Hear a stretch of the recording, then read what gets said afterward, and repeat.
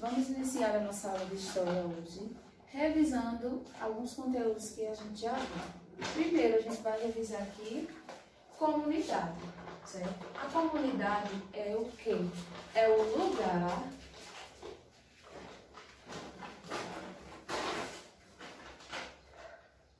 onde nós vivemos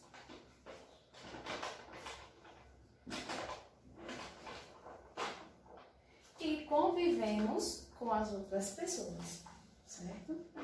Depois do conteúdo comunidade, nós vamos falar sobre a cultura.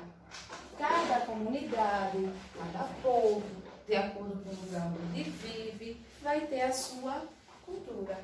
Então a gente pode conceituar, pode dizer que a cultura é o quê? É a manifestação, a maneira, certo?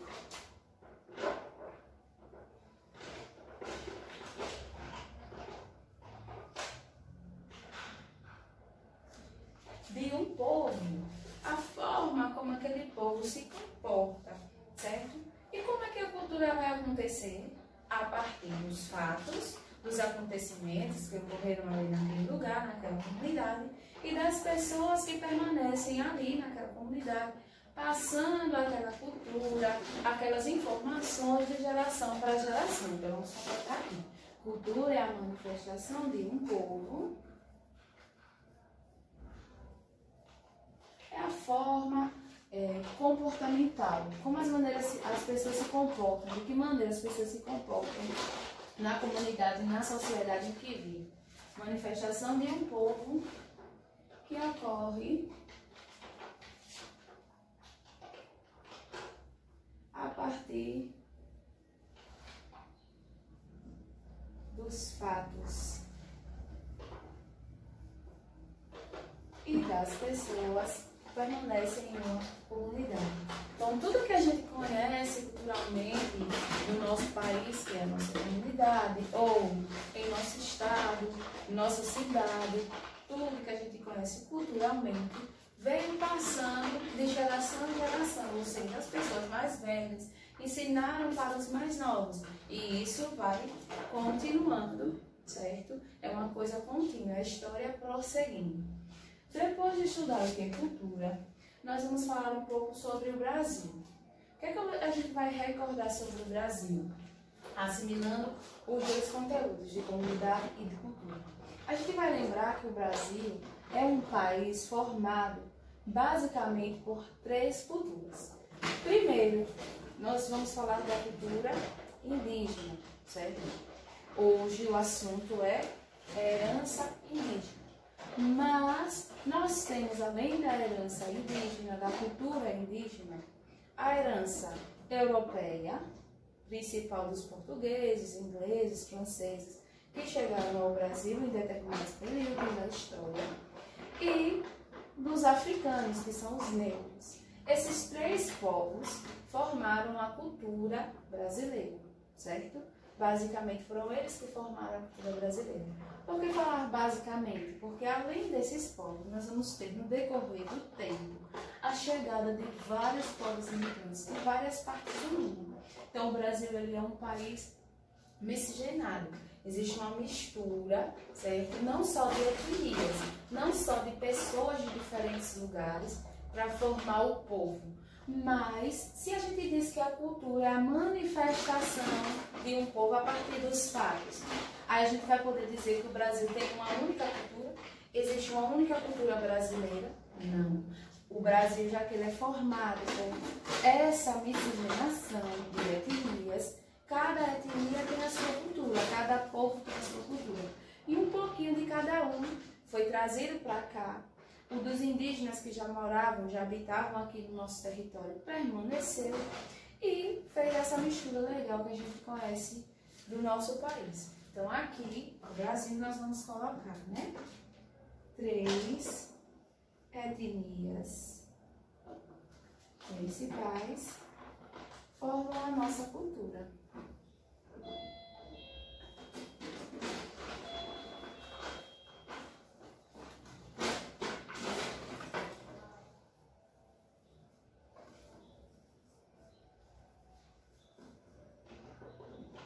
Que etnias são essas?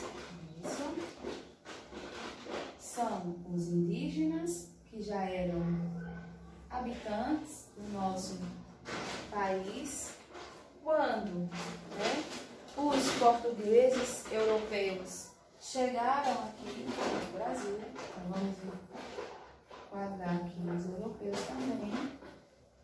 E depois foram trazidos os africanos ou negros, né, para trabalhar no Brasil como escravos. Então a gente imagina a construção de uma casa.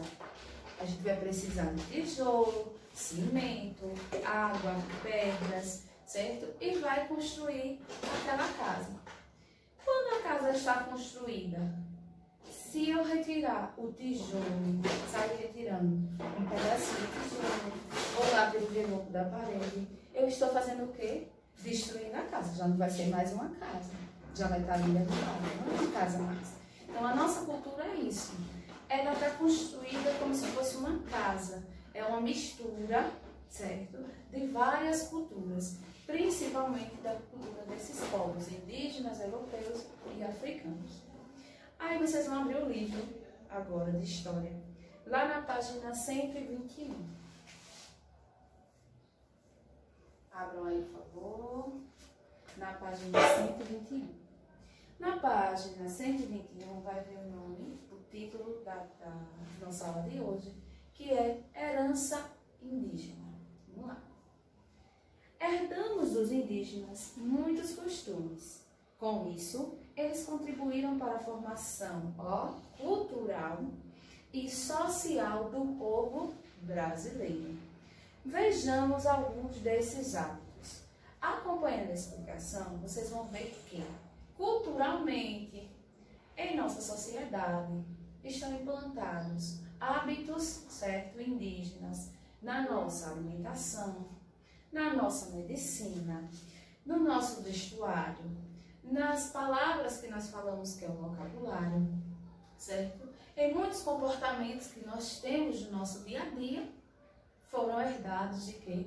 Dos indígenas. E que a gente faz corriqueiramente e a gente nem para prestar atenção, nem toma sentido de que aquilo ali a gente só pratica hoje, porque muito antes os indígenas nativos aqui do Brasil já praticavam. E chegou até a gente de quê? De uma forma cultural, passando de uma geração para outra. Vamos acompanhar nas imagens, certo? Quais são essas heranças indígenas que nós temos? Na alimentação, nós herdamos dos indígenas a preparação de bolo de polvilho, que é beiju, bebidas fermentadas, comidas de milho como a canjica. Nós comemos palmito, mandioca, que nós conhecemos como macaxeira, amendoim, batata doce, pitanga, caju, milho e cará. No nosso vocabulário existe uma lista enorme de palavras de origem tupi. Em destaque aí para vocês nas imagens, vocês vão ver. No pote do palmito está escrito o nome jurerê. Significa, na língua indígena, pequena boca d'água. Arara vem da palavra ará, que é uma ave de muitas cores. E temos também aí um jacaré. Jacaré, na língua indígena, se refere a um animal que olha de banda, né? O olho do jacaré na lateral do rosto dele. Temos também o nome Pindorama, que significa espetáculo das palmeiras. O nome Pindorama é como os indígenas chamavam o Brasil antes da chegada dos portugueses. Outros nomes indígenas são Iguatemi, Ubiratã, Paca, Iraquitã e Birapitinga. Em nosso dia a dia, nós também encontramos cultura indígena nas artes de cestaria, de tecer redes e esteiras, bem como a fabricação dos utensílios de cerâmica. Além da arte, da alimentação e do vocabulário, nós vamos encontrar a cultura indígena também na medicina. Conhecemos e fazemos algum uso de algumas plantas medicinais para curar doenças. Então, os indígenas, como eles vivem na área, né, de floresta, viviam assim há muito tempo. Então tem, por exemplo, na floresta amazônica, plantas que somente os indígenas conhecem. Fazem delas como uso medicinal, né, nas suas cerimônias de cura entre o seu povo, e que a gente ainda não conhece, e muitas que culturalmente a gente também tem acesso e faz o uso delas. Lá no finalzinho do conteúdo vem falando sobre os direitos indígenas. Com o passar dos anos, os indígenas perderam muito espaço na sociedade brasileira. O desmatamento desenfreado vem dizimando terras indígenas e seus moradores precisam sair das tribos e ir para as cidades por falta de condições. Então, mas isso não acontece de hoje, certo? A questão do desmatamento vem crescendo com o passar do tempo. Mas a luta dos indígenas, como a gente já viu na aula anterior, vem desde o período em que os portugueses chegaram aqui e começaram a colonizar o nosso país. Então, os indígenas que viviam na faixa litorânea do Brasil foram obrigados a fugir, certo? E dessa maneira foram povoando terras mais afastadas, mais para o interior do nosso país. E o que está acontecendo com essas terras que foram povoadas por esses indígenas? Agora estão sendo desmatadas, ou seja, as pessoas estão fazendo o uso das árvores das florestas de uma forma desenfreada.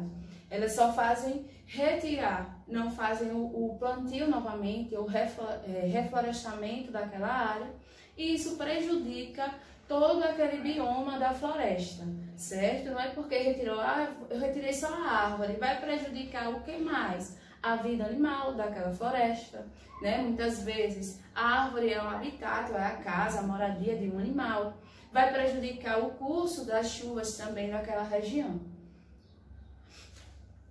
Assim, a cultura deles vai sendo deixada para trás junto com a terra dizimada. Então, os indígenas estão enfrentando esse problema do desmatamento, precisando, né, vir cada vez mais para as áreas urbanas, e a cultura deles vai sendo deixada para trás, que inclusive faz parte, né, da cultura de todo o povo brasileiro. Para proteger os direitos dos indígenas, foi criada a Fundação Nacional do Índio, que é a FUNAI.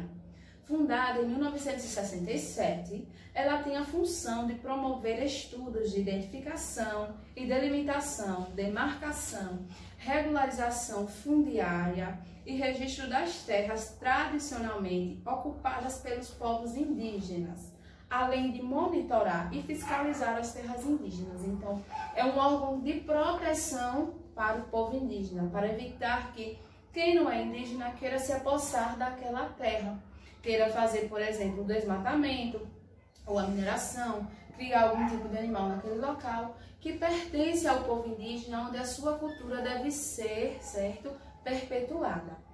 A FUNAI também coordena e implementa as políticas de proteção aos povos isolados e recém-contatados. Então, no Brasil existem vários povos indígenas que são conhecidos, e a FUNAI encontrou também povos indígenas que não tinham contato, certo, com o restante da sociedade. Então, o que eles fazem? Fazem a proteção de todos esses povos. Tentam proteger, de alguma maneira, os povos indígenas e a sua cultura. A atividade de hoje vai ser lá na página 123 e na página 124.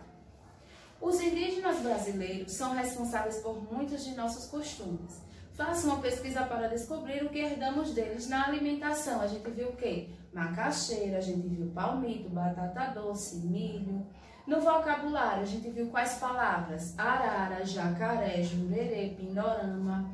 E na arte, a gente herda o quê? Fazer cestas de palha, cerâmica, o costume também de dormir em redes. Tudo isso faz parte da cultura indígena.